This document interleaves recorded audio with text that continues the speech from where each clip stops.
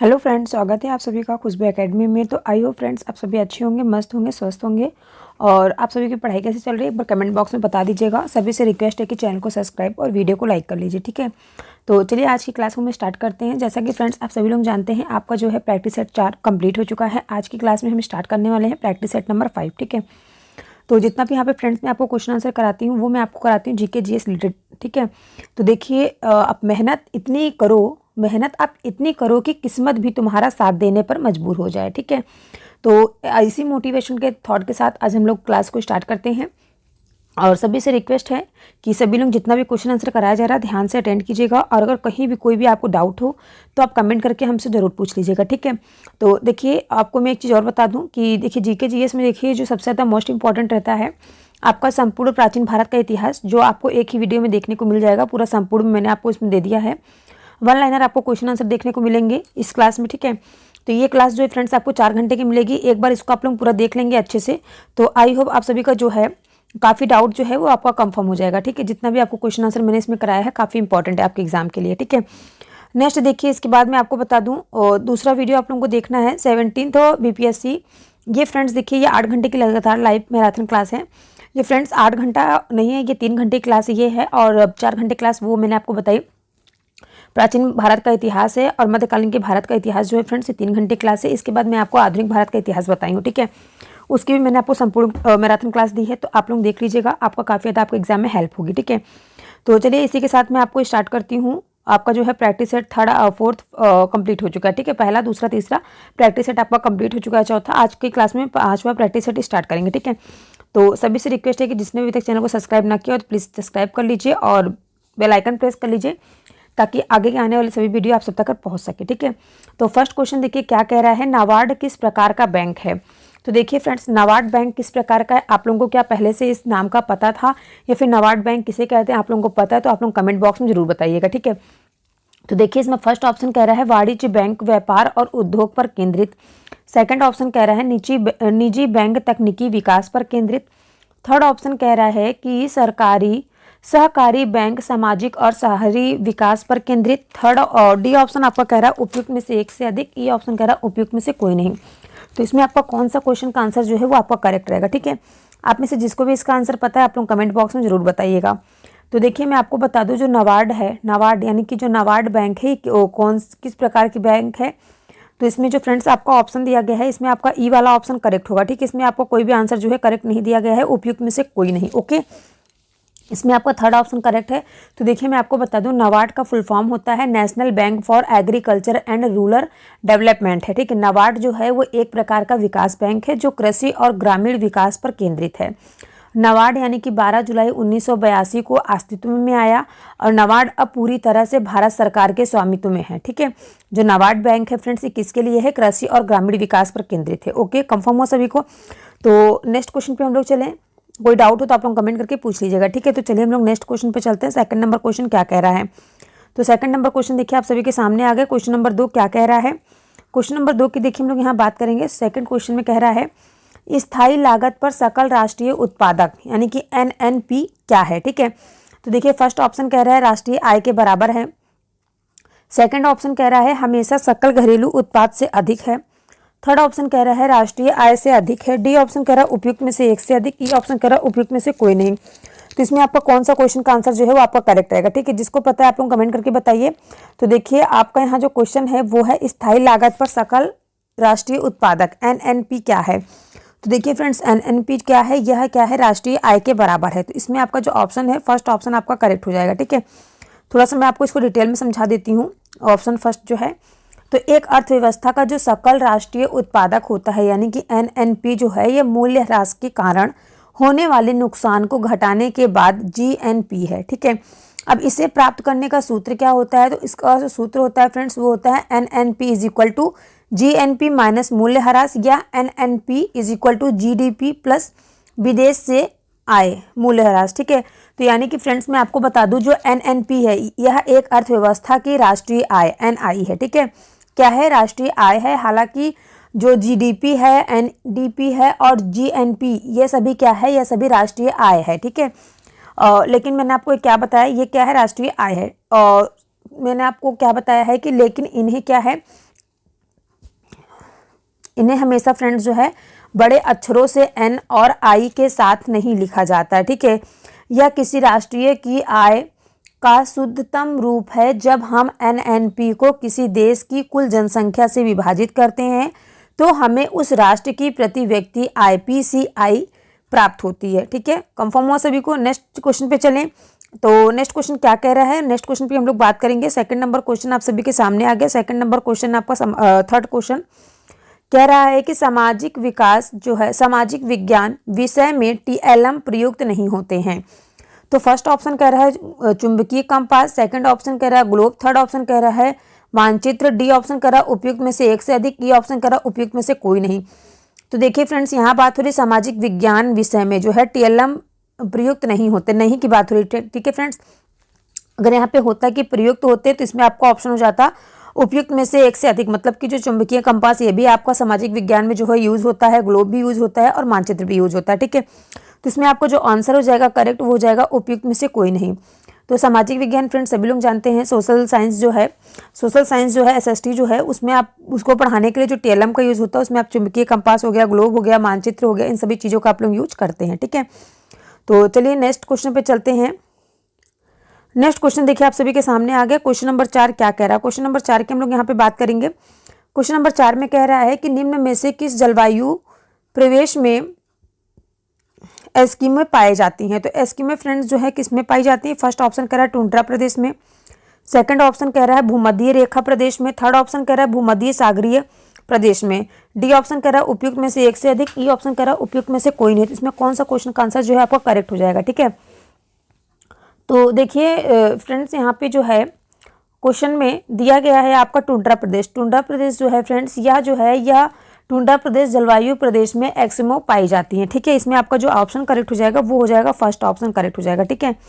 कौन सा आंसर आपका करेक्ट रहेगा, फर्स्ट आंसर। नेक्स्ट क्वेश्चन पे हम लोग चलते हैं। नेक्स्ट क्वेश्चन आप सभी के सामने आ गया। क्वेश्चन नंबर 5 क्या कह रहा है, क्वेश्चन नंबर 5 में देखिए फ्रेंड्स यहाँ हम लोग बात करेंगे निम्नलिखित में से किसने विश्व के प्राकृतिक प्रदेशों की योजना को सर्वप्रथम प्रतिपादित किया है। फर्स्ट ऑप्शन कह रहा है हम्बोल्ट ने, सेकंड कह रहा है हेल्टर ने, थर्ड ऑप्शन कह रहा है हार्टशॉर्न ने, डी ऑप्शन कह रहा है उपयुक्त में से एक से अधिक, ई कह रहा है उपयुक्त में से कोई नहीं। तो इसमें आपका कौन सा क्वेश्चन का आंसर जो है वो आपका करेक्ट रहेगा।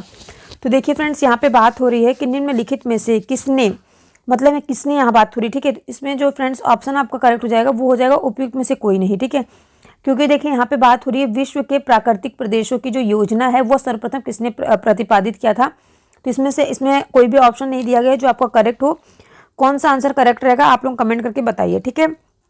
ढूंढिए करेक्ट आंसर बताइए, ठीक है। नेक्स्ट क्वेश्चन पे चल रहे हैं हम लोग। नेक्स्ट क्वेश्चन देखिए 6 क्वेश्चन नंबर क्या कह रहा है।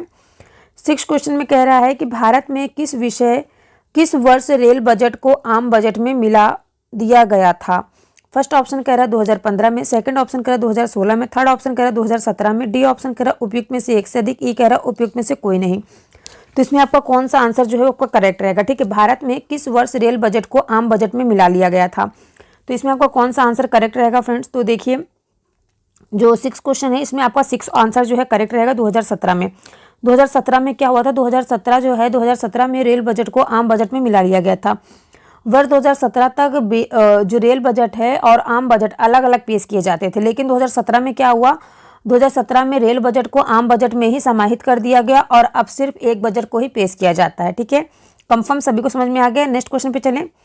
नेक्स्ट क्वेश्चन देखिए आप सभी के सामने आ गया। क्वेश्चन नंबर 7 क्या कह रहा है, क्वेश्चन नंबर 7 की हम लोग यहाँ बात करेंगे। क्वेश्चन नंबर 7 देखिए आप सभी के सामने आ गया। क्वेश्चन नंबर 7 में कह रहा है विश्व में सर्वाधिक अवसाद ढोने वाली नदी। तो सबसे अधिक जो अवसाद होती है ढोने वाली नदी की यहाँ बात हो रही है, तो कौन सी नदी है। पहला ऑप्शन कह रहा है अमेजन, सेकंड ऑप्शन कह रहा है नील नदी, थर्ड ऑप्शन कह रहा है ब्रह्मपुत्र, डी ऑप्शन कह रहा है गंगा नदी और ई ऑप्शन कह रहा है उपयुक्त में से कोई नहीं और एफ ऑप्शन जो कह रहा है उपयुक्त में से कोई नहीं, ठीक है। तो देखिए यहाँ पे आपका 5 नहीं 6 ऑप्शन दे दिया गया, ठीक है।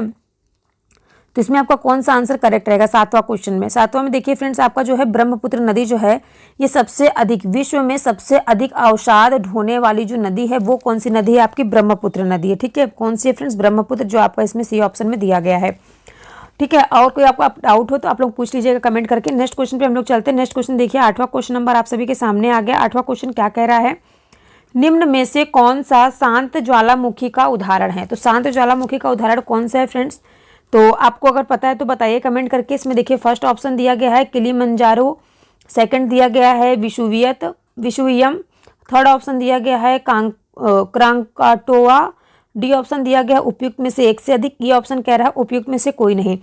तो ऐसा कौन सा शांत ज्वालामुखी का उदाहरण है, ठीक है, कौन सा शांत ज्वालामुखी का उदाहरण है? तो इसमें आपको जो आंसर करेक्ट हो जाएगा वो है फ्रेंड्स किलिमंजारो जो है ये आपका शांत ज्वालामुखी का उदाहरण, ठीक है, कौन सा? किलिमंजारो। ओके, कंफर्म हुआ। नेक्स्ट क्वेश्चन पे चलें।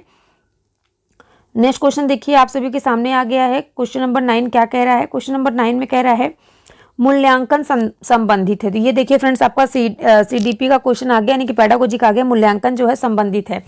मूल्यांकन किससे संबंधित है? फर्स्ट ऑप्शन कह रहा है छात्रों के कौशल के विकास से, सेकंड ऑप्शन कह रहा है छात्रों की उपलब्धियों से, थर्ड ऑप्शन कह रहा है छात्रों की रुचि से, डी ऑप्शन कह रहा है उपयुक्त में से एक से अधिक, ई कह रहा है उपयुक्त में से कोई नहीं। तो इसमें आपका कौन सा आंसर जो है वो आपका करेक्ट रहेगा? मूल्यांकन जो है किससे संबंधित है? तो देखिए फ्रेंड्स मूल्यांकन किसका कहता है? बच्चों के जो कौशल के विकास का क्या कहता है? मूल्यांकन किया जाता है ना। तो इसमें आपका जो आंसर करेक्ट हो जाएगा वो हो जाएगा फर्स्ट आंसर। छात्रों के कौशलों के विकास का जो मूल्यांकन किया जाता है उसी से मूल्यांकन जो है संबंधित है, ठीक है। नेक्स्ट क्वेश्चन पे चले हम लोग। नेक्स्ट क्वेश्चन कह रहा है क्वेश्चन नंबर 10 क्या कह रहा है? क्वेश्चन नंबर 10 की हम लोग यहाँ बात करेंगे। राष्ट्रीय चंबल अभ्यारण्य भारत के किन राज्यों में विस्तृत है, ठीक है। तो देखिए जो राष्ट्रीय चंबल अभ्यारण्य है वो भारत के किन राज्यों में विस्तृत है? फर्स्ट ऑप्शन कह रहा है यूपी यानी कि उत्तर प्रदेश, सेकंड कह रहा है राजस्थान, थर्ड ऑप्शन कह रहा है मध्य प्रदेश, डी ऑप्शन कह रहा है उपयुक्त में से एक से अधिक, ई कह रहा है उपयुक्त में से कोई नहीं।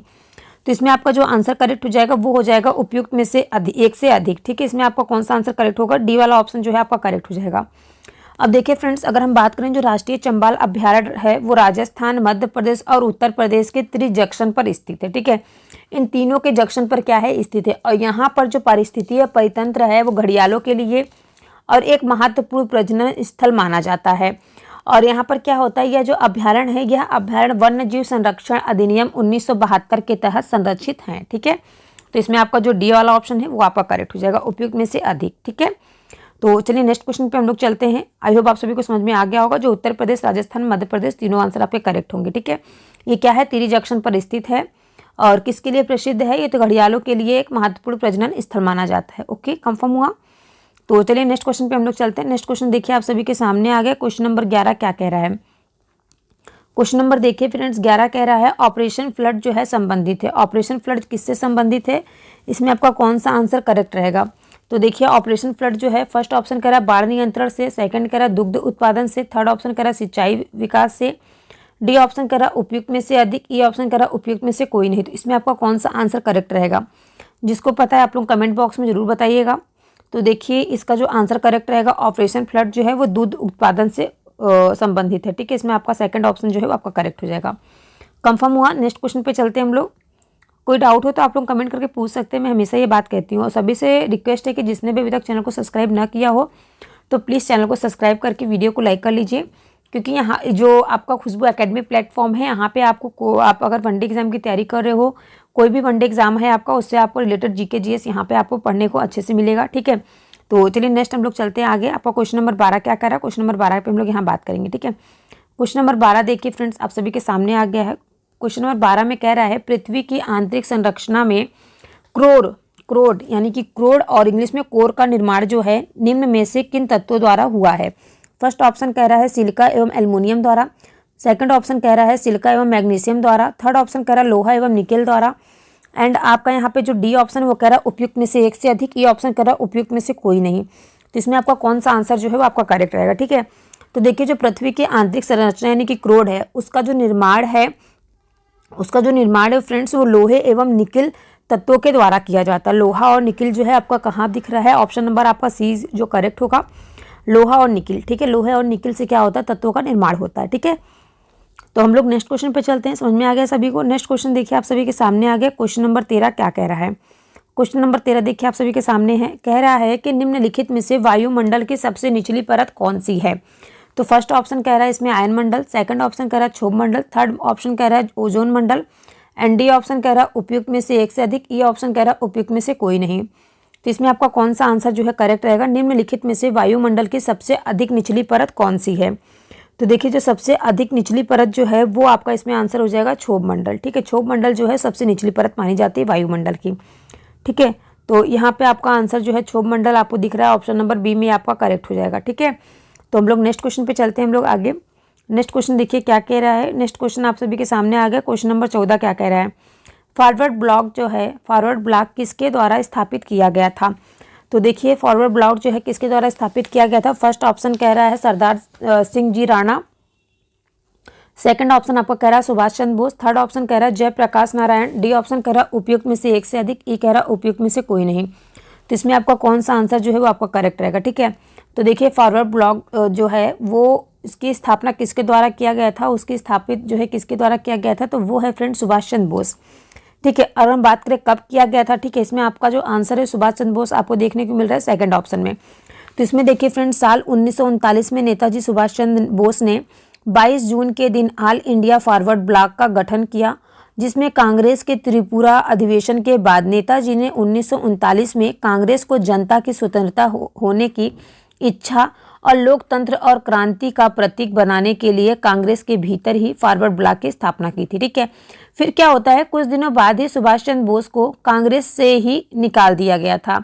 बाद में फॉरवर्ड ब्लॉक जो है अपने आप एक स्वतंत्र पार्टी बन गई और द्वितीय विश्व युद्ध शुरू होने से पहले से ही क्या होता है, फॉरवर्ड ब्लॉक ने स्वतंत्रता संग्राम को और अधिक तीव्र करने के लिए ज्ञान जागृत शुरू कर दिया था। ठीक है, तो फ्रेंड्स देखिए इसमें आपका जो आंसर करेक्ट हो जाएगा वो हो जाएगा 1939 में नेताजी सुभाष चंद्र बोस ने 22 जून के दिन ऑल इंडिया फॉरवर्ड ब्लॉक का गठन किया था। ठीक है, तो इसमें आपका जो आंसर हो जाएगा बी आंसर आपका करेक्ट है, Subhash Chandra Bose. Okay, next question पे हम लोग चलते हैं। नेक्स्ट क्वेश्चन देखिए क्या कह रहा है। नेक्स्ट क्वेश्चन देखिए आप सभी के सामने आ गया है। Question number 15। क्वेश्चन नंबर 15 में क्या कह रहा है, भारतीय राष्ट्रीय कांग्रेस की प्रथम महिला अध्यक्ष कौन थी। तो फर्स्ट ऑप्शन कह रहा है सुचेता कृपलानी, सेकंड ऑप्शन कह रहा है राजकुमारी अमृता कौर, थर्ड ऑप्शन कह रहा है नैनी सेनगुप्त, डी ऑप्शन कह रहा है उपयुक्त में से एक से अधिक, ई कह रहा है उपयुक्त में से कोई नहीं। तो इसमें आपका कौन सा आंसर जो है आपका करेक्ट रहेगा। ठीक है, भारतीय राष्ट्रीय कांग्रेस की प्रथम महिला अध्यक्ष कौन थी। तो देखिए फ्रेंड्स इसमें आपका जो आंसर हो जाएगा वो हो जाएगा उपयुक्त में से कोई नहीं। ठीक है, उपयुक्त में से कोई नहीं यानी कि जो है इसमें आपका आंसर जो है नहीं दिया गया है कि भारतीय राष्ट्रीय कांग्रेस की जो महिला अध्यक्ष थी वो कौन थी। ठीक है, आप लोग कमेंट करके बताइए, कल की क्लास में मैंने आपको बताया था। ठीक है, तो देखिए फ्रेंड्स मैंने आपको कल की क्लास में बताया था कि भारतीय राष्ट्रीय कांग्रेस के 1917 ईस्वी के कलकत्ता अधिवेशन की जो अध्यक्षता है वो श्रीमती एनी बेसेंट ने की थी और भारतीय राष्ट्रीय कांग्रेस का यह पहला अधिवेशन था जब किसी महिला ने अध्यक्षता की थी। ठीक है, जब किसी पहली महिला ने अध्यक्षता की थी, जब किसी महिला ने अध्यक्षता की, और श्रीमती एनी बेसेंट जो है ये विदेशी आयरिश महिला थी। ठीक है, इन्होंने 1925 ईस्वी के कानपुर में हुए भारतीय राष्ट्रीय कांग्रेस अधिवेशन की अध्यक्षता में श्रीमती सरोजिनी नायडू ने की थी। ठीक है, इनके साथ जो है इनकी अध्यक्षता किसने की थी और भारतीय जो महिला थी वो कौन थी, श्रीमती सरोजिनी नायडू थी। और भारतीय राष्ट्रीय कांग्रेस की प्रथम जो भारतीय महिला अध्यक्ष बनने का जो गौरव प्राप्त होता है वो श्रीमती सरोजिनी नायडू को प्राप्त होता है। ठीक है, जो भारत की प्रथम महिला की अगर बात होगा तो इसमें आपका आंसर जो है वो आपका हो क्या, उपयुक्त में से कोई नहीं। ठीक है, क्योंकि ना इसमें आपका सरोजिनी नायडू का नाम दिया गया है, ना ही इसमें आपका नाम दिया गया है श्रीमती एनी बेसेंट का। ठीक है, जो विदेशी अगर हम बात करें विदेशी महिला कौन थी, श्रीमती एनी बेसेंट थी, और भारतीय राष्ट्रीय कांग्रेस की प्रथम महिला अध्यक्ष कौन थी, श्रीमती सरोजिनी नायडू थी। ठीक है, याद रखिएगा आप सभी लोग। तो चलिए इसके बाद हम नेक्स्ट क्वेश्चन पे चलते हैं। नेक्स्ट क्वेश्चन देखिए आप सभी के सामने आ गया। क्वेश्चन नंबर 16 क्या कह रहा है। क्वेश्चन नंबर 16 में देखिए बात हो रही है भारतीय इतिहास के स्वर्ण युग किस काल को कहा जाता है। फर्स्ट ऑप्शन कह रहा है मौर्य काल को, सेकंड ऑप्शन कह रहा है वैदिक काल को, थर्ड ऑप्शन कह रहा है गुप्त काल को, डी ऑप्शन कह रहा है उपयुक्त में से एक से अधिक, ई कह रहा है उपयुक्त में से कोई नहीं। तो देखिए फ्रेंड्स यहाँ पे बात हो रही है स्वर्ण युग, भारतीय इतिहास में जो है स्वर्ण युग किस काल को कहते हैं। तो आप लोग कमेंट करके बताइए कि स्वर्ण युग किस काल को कहा जाता है। आप में से जिसको पता है आप लोग कमेंट करके जरूर बताइएगा। ठीक है, तो देखिए यहाँ पे स्वर्ण युग की बात हो रही है। ठीक है, तो इसमें आपका जो आंसर करेक्ट हो जाएगा वो हो जाएगा फ्रेंड्स 16 का जो है आंसर आपका हो जाएगा गुप्त काल। गुप्त काल जो है फ्रेंड्स इसको क्या कहा जाता था, स्वर्ण काल के नाम से भी जाना जाता था। ठीक है, स्वर्ण युग के नाम से। यहाँ आपका सी वाला ऑप्शन करेक्ट रहेगा। ठीक है, तो चलिए हम लोग क्वेश्चन नंबर 17 पे चलते हैं। क्वेश्चन नंबर 17 क्या कह रहा है। क्वेश्चन नंबर 17 की देखिए फ्रेंड्स हम लोग बात करेंगे। क्वेश्चन नंबर 17 पे कह रहा है कि दिल्ली के लाल किले में मोती मस्जिद का निर्माण किया था। तो दिल्ली के जो लाल किले में मोती मस्जिद का निर्माण किसने किया था। फर्स्ट ऑप्शन कह रहा है अकबर ने किया था, सेकंड ऑप्शन कह रहा है जहांगीर ने किया था, थर्ड ऑप्शन कह रहा है शाहजहां ने किया था, और डी ई ऑप्शन आपका कह रहा है उपयुक्त में से एक से अधिक या फिर उपयुक्त में से कोई नहीं। ठीक है। तो दिल्ली के जो लाल किले में मोती मस्जिद का निर्माण जो किया था फ्रेंड्स, इसमें उनका आंसर कोई से भी करेक्ट नहीं है। इसमें आपका आंसर हो जाएगा उपयुक्त में से कोई नहीं। ठीक है। तो आप लोग कमेंट करके बताइए कि दिल्ली के जो लाल किले में मोती मस्जिद का निर्माण किसने करवाया था, फिर किसने किया था। ठीक है, आप लोग कमेंट करके बताइए। ठीक है, और चलिए हम लोग नेक्स्ट क्वेश्चन पे चलते हैं। कल की क्लास में इसका आंसर मैंने आपको बताया था। ठीक है, तो आज आप लोग कमेंट करके बताइए थोड़ा सा। ठीक है, तो देखिए क्वेश्चन नंबर 18 में कह रहा है सिकंदर लोदी ने किस नगर की स्थापना की थी। फर्स्ट ऑप्शन कह रहा है इलाहाबाद, सेकंड ऑप्शन कह रहा है सिकंदराबाद, थर्ड ऑप्शन कह रहा है कानपुर की, और डी ऑप्शन कह रहा है उपयुक्त में से एक से अधिक, ई ऑप्शन कह रहा है उपयुक्त में से कोई नहीं। ठीक है, तो इसमें आपका कौन सा आंसर जो है वो आपका करेक्ट रहेगा। ठीक है, तो देखिए फ्रेंड्स, सिकंदर लोदी ने जो है वो किस नगर की स्थापना किया था। 18 क्वेश्चन का आपका जो आंसर है वो आपका क्या करेक्ट हो जाएगा। सिकंदर लोदी ने किस नगर की स्थापना की थी, इलाहाबाद, सिकंदराबाद, कानपुर। तो इसमें आपका जो आंसर हो जाएगा वो हो जाएगा करेक्ट, उपयुक्त में से कोई नहीं। ठीक है, आप लोग इसका भी कमेंट करके बताइए कि सिकंदर लोदी ने किस नगर की स्थापना की थी। ठीक है, तो नेक्स्ट क्वेश्चन देखिए, नेक्स्ट क्वेश्चन पे हम लोग आगे। नेक्स्ट क्वेश्चन क्या कह रहा है, क्वेश्चन नंबर 29 की हम लोग बात करें। ठीक, क्वेश्चन नंबर 29 में कह रहा है कि पृथ्वी और चंद्रमा के मध्य की दूरी लगभग है। पृथ्वी और चंद्रमा के मध्य की दूरी कितनी है। ठीक है, चंद्रमा के मध्य की दूरी कितनी है पृथ्वी और चंद्रमा की। क्वेश्चन नंबर 19 आप सभी के सामने है। फर्स्ट ऑप्शन कह रहा है 4,84,000 किलोमीटर। सेकंड ऑप्शन कह रहा है कि 3,84,400 किलोमीटर। थर्ड ऑप्शन कह रहा है 3,40,400 किलोमीटर, और डी ऑप्शन कह रहा है उपयुक्त में से एक से अधिक, ई कह रहा है उपयुक्त में से कोई नहीं। तो देखिए गाइस, मैं आपको बता दूं जो पृथ्वी और चंद्रमा के बीच की दूरी की यहाँ बात हो रही है। ठीक है, तो पृथ्वी और चंद्रमा की जो बीच की दूरी है वो है आपकी, उसमें आपका आंसर हो जाएगा 3,84,400 किलोमीटर। ठीक है, कितनी है आपकी यहाँ पे दूरी, मैंने कितना आपको बताया, 3,84,400 किलोमीटर। ठीक है, एक सेकेंड, हाँ यहाँ पे ऐसे। ठीक है, आंसर आप सभी को समझ में आ गया। नेक्स्ट क्वेश्चन पे चले हम लोग। नेक्स्ट क्वेश्चन देखिए आप सभी के सामने आ गया है। क्वेश्चन नंबर 20 क्या कह रहा है। ठीक है, क्वेश्चन नंबर 20 की हम लोग बात करेंगे। क्वेश्चन नंबर 20 आप सभी के सामने है। क्वेश्चन नंबर 20 में कह रहा है प्रधानमंत्री उज्ज्वल योजना के संदर्भ में निम्नलिखित कथनों में से कौन सा सही है। फर्स्ट ऑप्शन कह रहा है भारत सरकार ने प्रधानमंत्री उज्ज्वल योजना PMUY के तहत 2,000 रुपये प्रति गैस सिलेंडर सब्सिडी को 1 वर्ष हेतु और बढ़ा दिया।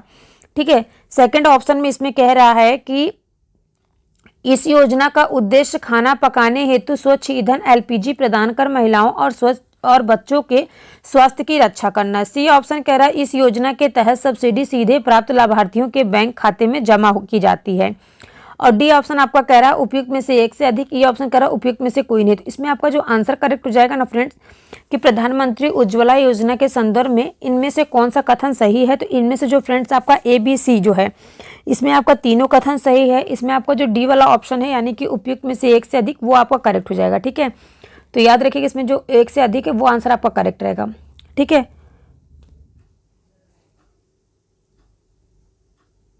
तो सभी से रिक्वेस्ट है फ्रेंड्स कि सभी लोग चैनल को सब्सक्राइब, वीडियो को लाइक कर लीजिएगा। इसके आगे नेक्स्ट क्लास में मैं आपको पढ़ाती हूँ। नेक्स्ट क्लास में आपको बताऊंगी 21 से प्लस क्वेश्चन आंसर। ठीक है, अभी तक क्लास कैसी लगी कमेंट करके जरूर बताइएगा।